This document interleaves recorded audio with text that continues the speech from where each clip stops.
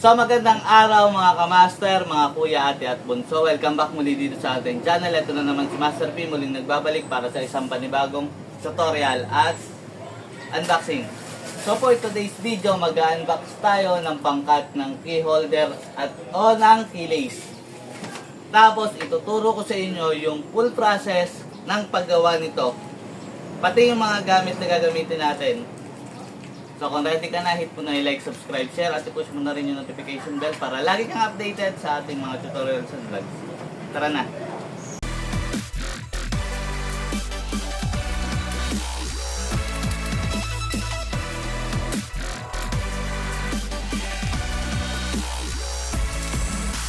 Hi mga kamaster, ako si Master PTB at gumagawa ako ng tutorials, tips, tricks, techniques at reviews about digital printing.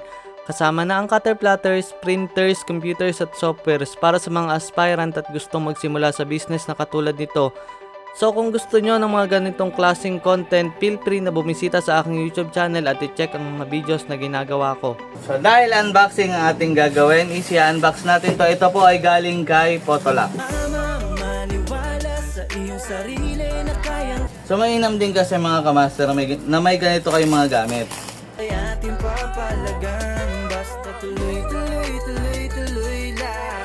Yung link na ito ay ilalagay natin sa description ng video na to. So ang brand nito ay Quaff. Kailangan mong kilusan ng dapat mong galawan. Bawal lang. So nakalagay naman dito, tested siya ng March 2, 2025. Pagbubunga, enjoyin mo lang ang buhay parang naglaro ka. Iwasan ng mga So yan ang kanyang itsura. Medyo na-piyot na nga yung box. natilip. Alam kong alam mo rin na kaya. Then pagbukas mo sa kanya, nakikita nyo to, meron siyang foam.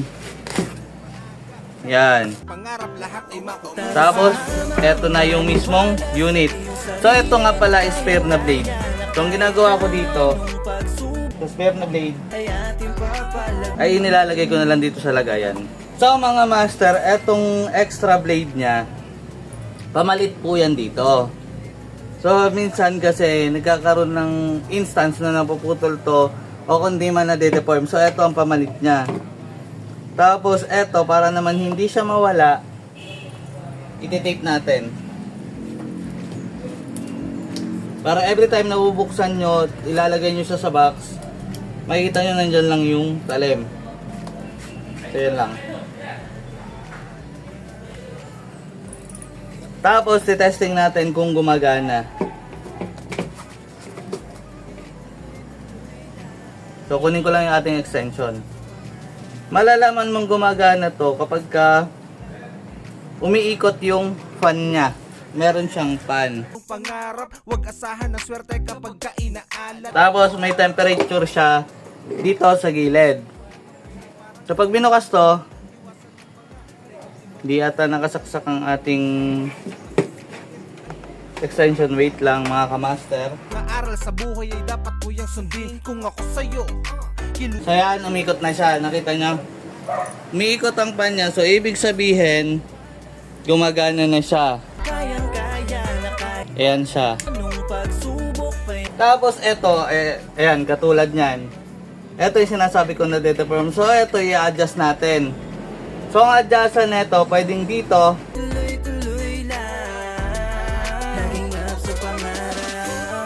So i-adjust muna natin para mag-fit siya. So ito lang yung pwedeng pag-adjustan sa taas. Tara sumama, maniwala sa iyong sarili na kayang. Medyo madali rin siyang lumamig. Ayan na, na-adjust na siya. Dito yon sa itaas. So syempre, unang sindi pa lang niya, kaya yung mismong blade niya is hindi pa stretch. So dito lang yung hinipitan para mag-stretch. kailangan mong kilusan ng dapat mong galawan. So i-ready na natin mga master yung ating gagamitin sa key holder para dire-diretso na tayo. So mga master, ang gagawin nating key holder ngayon is 7 inches lang. So yun lang yung kalimitang in-order kasi sa atin. At sakto lang daw para hindi masyadong mahaba. Kasi yung huli kong in-upload sa vlog is masyadong mahaba. So eto, yung saktuhan lang.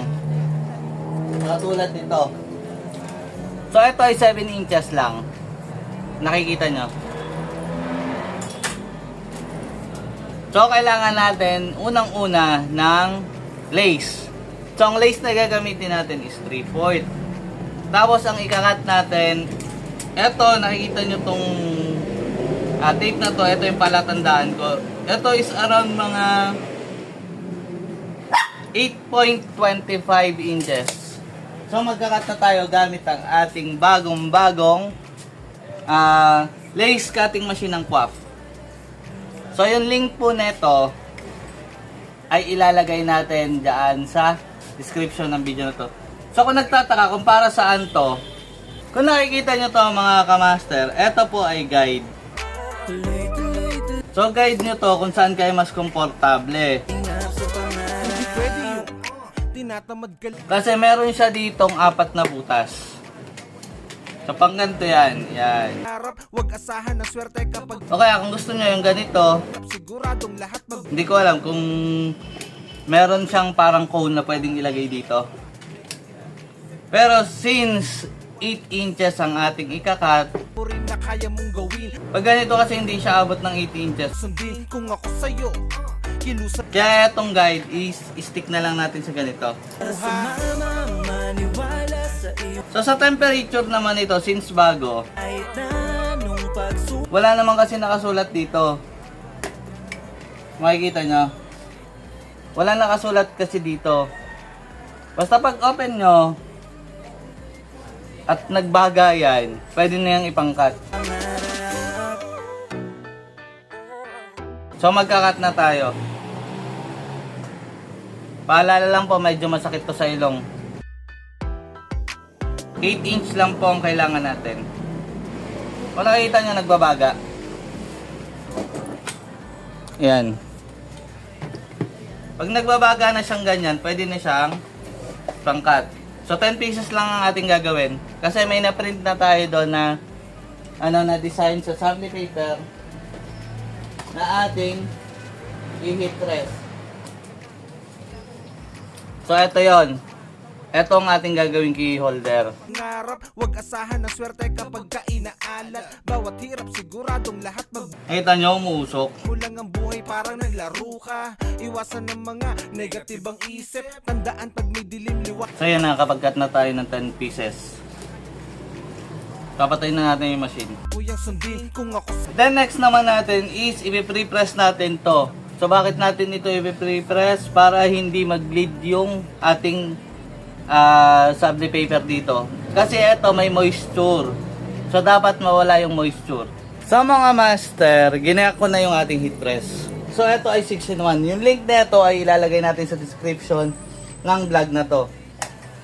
So siset muna natin. Ang temperature na siniset ko dito is 204 degrees Celsius ha. Tapos 45 seconds. Pag magpi-pre-press kayo, around 15 seconds lang ang ang timer nyo. So ibaba muna natin ito ng 15 seconds. Tuloy, tuloy, tuloy, tuloy lang. Then hintayin na natin. So fast forward na tayo. Naging apso pa nga. So hintayin lang natin siyang umabot ng temperature niya bago tayo mag-start. So mga master, nasa 200 degrees Celsius na siya. So kung nakikita nyo ito, nung in-unbox ko nung isa, gagamitin natin to. So maglalagay lang tayo ng folder. Dito, folder lang to na hinati. Kasi, etong mga dulo nito, may tendency dumikit dun sa ating foam. So para hindi siya dumikit, doon na lang sa sa folder.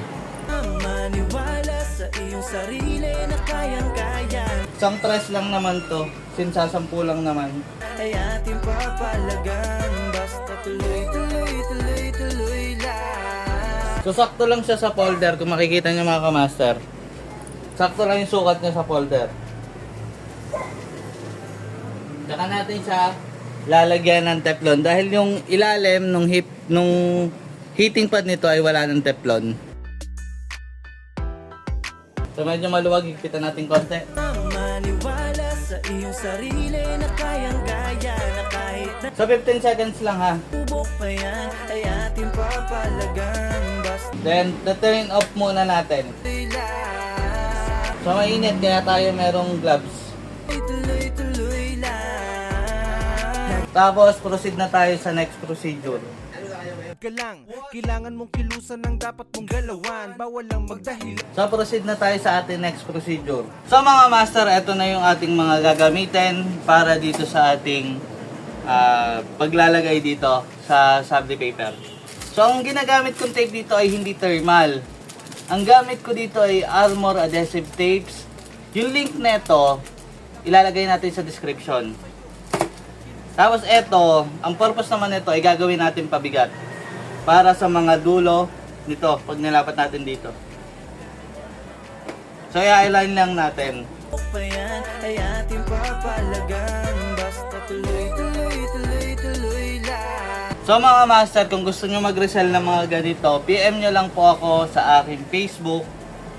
At pag-usapan natin, nagpapaship po tayo kahit saan sa Pilipinas.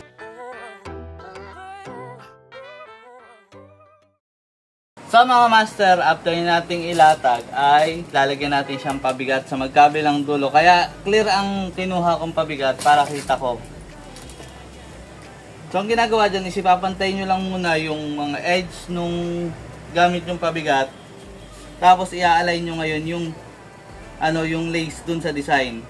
Tuloy-tuloy lang. Laging up sa pangarap. Hindi pwede yung Tapos pag napantay nyo ng ganyan, lalagyan na natin siya ng tape. So ang una nyo lalagyan is yung gitna. bawat hirap siguradong lahat magbubunga. Enjoyin mo lang ang buhay parang So yung link na itong tape ilalagay ko rin dyan sa description. naan pag may dilim liwanag masisilip. Alam kong alam mo rin na kaya mong gawin ang mga aral sa buhay ay dapat So talagang sobra yung adjustment na ginagawa ko sa mismong design para hindi siya kulangin kahit gumalaw siya ng konti. na nung pagsubok pa yan ay ating papalagan. Tapos igigitna na lang natin siya. Tuloy-tuloy lang. Then pag natapos natin lagyan, i-adjust lang natin to sa dulo. Then make sure na pasok sa design yung lace. Tapos lalagyan muna natin yung isang side. Huwag nyo munang hihigpitan. Ito muna magkabila ang ididiin nyo. Sa iyong sarili na kayang-kaya. Tsaka natin tatanggalin to. Then ipapantayin na natin mga kamaster. Basta tuloy-tuloy lang. So ito po ay 3/4 lang. Tapos sa isang A4 makakagawa na kayo ng 10 design. Laging up sa pangarap. hindi pwede yung tinatamad ka lang. Kailangan mong kilusan Then ganun din ang gagawin natin dito sa side na to. kapag merong pangarap. Huwag asahan ng swerte kapag ka inaalat. Bawat Tsaka natin siya ipapantay. enjoyin mo lang ang buhay parang naglaro ka. Iwasan ng mga So gamit natin sa pag-print nito is print pub. nagsilip. Alam kong alam mo Alam ko karamihan sa mga nanonood sa atin sa mga tutorials, alam kung ano yung print pub na tinutukoy ko. So isa siya sa ginagamit ko para makuha natin yung mga magagandang output. From monitor, papunta sa output, sa mismong print. So pagtapos na natin siyang idikit, nakadikit na to. Eto naman. Ang kagandahan kasi nitong brand na to, kaya ito ang ginagamit ko, is hindi siya nag-iiwan ng adhesive kahit ma-heat press siya. So maganda kasi itong brand na to. Alam ko gawa to ng ng Armac. Tara sumama. Tapos ngayon ipe-prepare na natin siya para sa heat press. So mga master, preparation muna tayo para sa heat press. At ang ating gagamitin na mismong design. So ito yon. Ang salang nito, pag mainit na ang heat press, pag umabot na siya dun sa 200 degrees Celsius, tsaka natin siya isasayang. Tapos babaguhin natin kasi naka 15 seconds lang to kanina. Gagawin natin siyang 45. So yan, 45 na. So hintayin na lang natin siyang umabot sa temperature na sinet natin. Tapos eto, nakaganyan po yan pag ipinrest. Tapos lalagyan natin ng Teflon, syempre. Kung nakikita nyo itong mga item na to, so ito yung mga dulo nung dulo nung mga lanyard. Kasi kinat natin siya sa cutter, di ba? So dito siya didikit. So iniiwasan natin itong dumikit dito sa heating, dito sa may parang mat nya, dito sa rubber. Kasi pag dumikit ito at nag-press kayo ng damit, baka dumikit siya sa damit, masayang lang. Kaya natin nilalagyan ng folder. Folder lang to, kalahati ng folder. So ito naman ay madaling matanggal dito. Pero pag kasi sa damit, mahihirapan ng tanggalin to. Etong Teflon nyo, pwede nyo pala itong labhan. Lalo na pag may mga smudge na ng sabli. Hindi pwede yung tinatamad ka lang. Again na 204 ang set ko dito, 204 degrees Celsius, tapos 45 seconds. So hintayin na lang natin mga master. So mga master, nasa 200 degree na ang ating heat press. So isusuot ko na yung ating mahiwagang gloves. Kasi nakakapasok. Tsaka para hindi rin kayo mapasma. Yang sundin kung ako sa'yo, kilusan mong maaga, laging up sa pangarap, lahat ay makuha. So hintayin na lang natin matapos yung countdown. Sa iyong sarili na kayang-kaya na kahit na anong pagsubok. So pag nagbibip ng ganun, ibig sabihin tapos na yung countdown niya. So patayin na natin dahil isa lang naman to. Tapos prep na tayo para sa next procedure. So mga master, nakaprepare na yung ating gagamitin para sa ating key holder. So tatanggalin muna natin siya. At ito malamig na.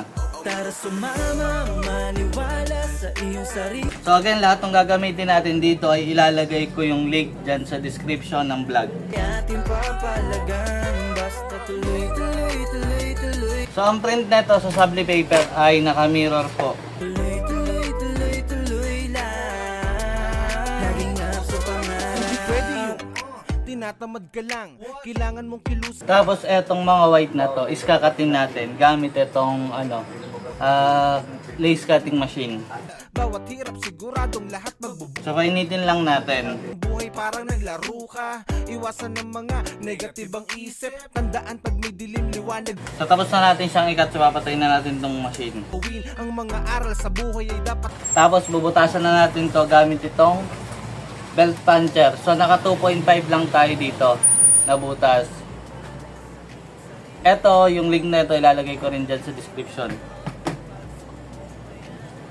Pati itong carabiner. Basta tuloy, tuloy, tuloy, tuloy. So ipapasok nyo muna tong ring bago tong carabiner. Tapos kung nakikita nyo, may mahabat na yung maikse. Laging up sa pangarap. Tapos bago nyo butasan, make sure na yung design dito at saka yung design dito sa magkabila ay pantay. Tara sumama, Tsaka natin siya bubutasan. iyong sarili na kayang-kaya na kahit na anong So after natin butasan, is lalagyan na natin siya ng rematche. tuloy, tuloy, tuloy, tuloy lang.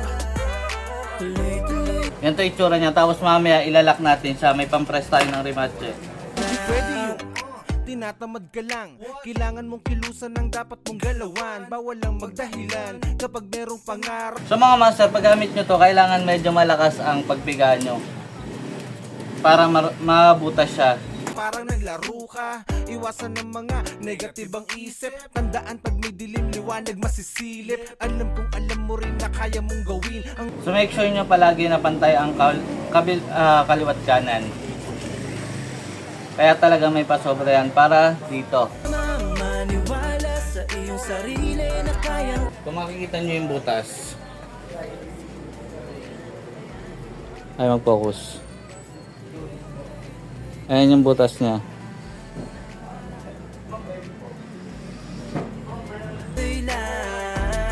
laging up sa pangarap. Shoot nyo lang naman tong rematche.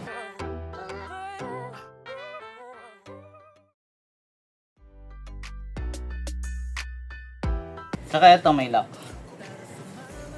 Yan. Yan ang lock niya. Sarili na kayang-kaya na kahit na anong pagsubok pa yan ay ating papalagan. Basta tuloy. Pag naglalagay nga pala kayo nito, ang nasa ilalim lagi is ito. Makapaganyan dapat para hindi nyo naikutin. Laging up sa pangarap. Hindi pwede yung tinatamad ka lang. Kailangan mong kilusan. Tapos ilalak na natin siya ngayon. So kukunin na natin yung ating mold. Kainaalat, bawat hirap siguradong lahat magbubunga. Enjoyin mo lang ang buhay. So medyo matungis. Kasi medyo matagal na to. Yung link na ito, kung gusto nyo ilalagay na rin natin dyan. Gawin ang mga aral sa buhay ay dapat mo yung sundin. Kung ako sa'yo, kilusan mong maaga. Laging up sa pangarap. So ito, nakaganyan yan sa gitna. Maniwala sa iyong sarili na kayang Nakalak na siya pagka hindi na siya nakaangat. pagsubok pa yan ay Hindi katulad nito na nakaangat pa. basta tuloy lang. So natapos na natin ang ating key holder.